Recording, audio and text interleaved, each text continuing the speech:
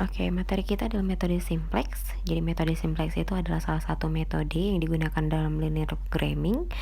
Nah, keunggulannya apa? Keunggulannya itu adalah dia menerapkan proses yang berulang-ulang, sehingga ada konsep visibility dan optimality di dalamnya. Ini nanti silahkan dibaca di PPT-nya. Nah, metode grafik itu sebelumnya kita sudah pelajari, itu tidak dapat menyelesaikan persoalan linear programming yang memiliki variabel keputusan yang besar ya. Dia hanya bisa 2 variabel keputusannya. Jadi kalau misalnya lebih dari 2, kita bisa gunakan simplex ini, metode simplex. Itu modelnya bisa dibaca dan dilihat. Nah, langkahnya ya, yang pertama kita merubah fungsi tujuan dan batasan-batasannya.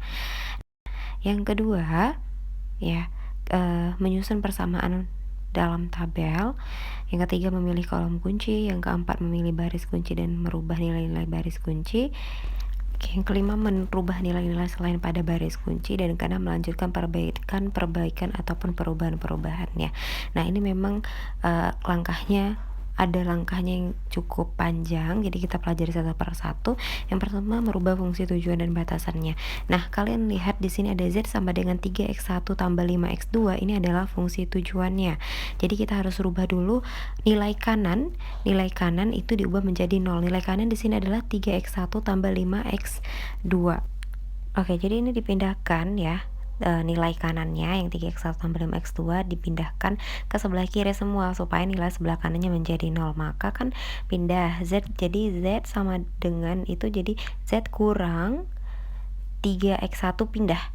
Jadi 3x1 kan itu positif, pindah ke kiri jadi negatif, dikurang 5x2 sama dengan 0.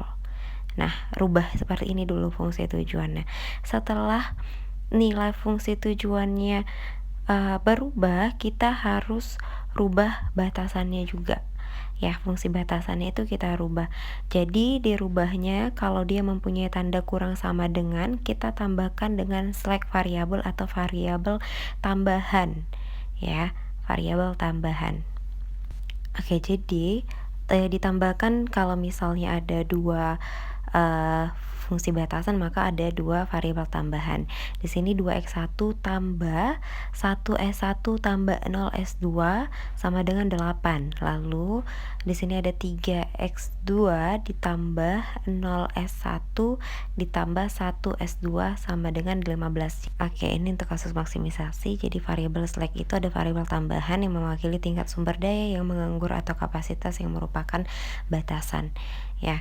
Jadi nanti kalau misalnya select variabel itu bisa S1 tambah S2 sampai SN. Tapi kalau misalnya di modul itu ada dipakai juga dengan variabel tambahan dengan notasi yang lain. Bisa misalnya dia X1, X2, maka dipakainya nanti kalau variabel keputusannya X1, X2, maka nanti select variabelnya dia pakai X3, X4, tidak masalah. Itu hanya pembagian notasinya aja. Nah, ini ada tabelnya. Nanti setelah kita masuk itu, kita masukkan ke dalam tabel untuk penyelesaiannya. Seperti itu.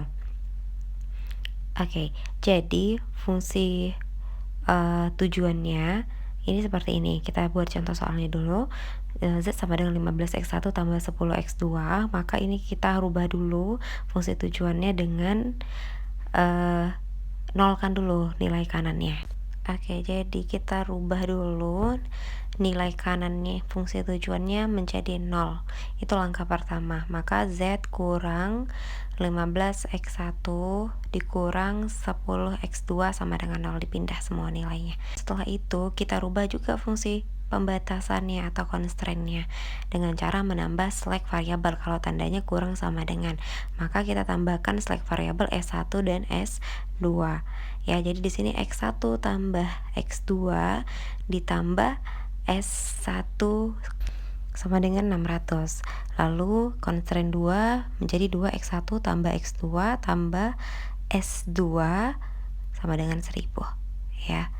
Oke, jadi dimasukkan dulu, disusun ya, disusun persamaannya itu dalam suatu tabel. Maka nanti kita buat tabelnya seperti yang ada di PPT-nya. Jadi nanti ada variabel dasarnya itu ada Z, X1, X2, S1, S2, lalu ada nilai kanan, lalu nanti barisnya itu ada Z, S1, S2. Dimasukkan ya, di nilai Z-nya itu dimasukkan.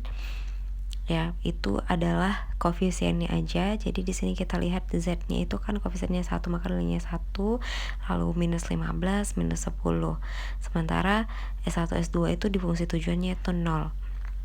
Lalu S1 itu tadi persamaannya kan ada X1 kan koefisiennya 1, maka 1 ditambah X2 nya berapa? 1, dan S1 nya 1, nilai kanannya 600. Lalu masukkan lagi nilainya di X1 itu di S2, di baris S2, di Z0, di X1 2, di X2 1, di S2 1, nilai kanannya sama dengan 1000. Nah, selanjutnya adalah memilih kolom kunci ya. Oke, jadi kalau misalnya kita memilih kolom kunci itu pada dasarnya adalah dengan melihat nilai pada fungsi tujuan ya, yang mana yang nilainya itu mempunyai nilai negatif paling tinggi gitu. Jadi itulah yang dinamakan kolom kunci. Di sini terlihat bahwa kolom kuncinya adalah minus 15. Maka itu adalah kolom minus 15, ini adalah kolom kuncinya. Selanjutnya kita harus mencari baris kunci ya.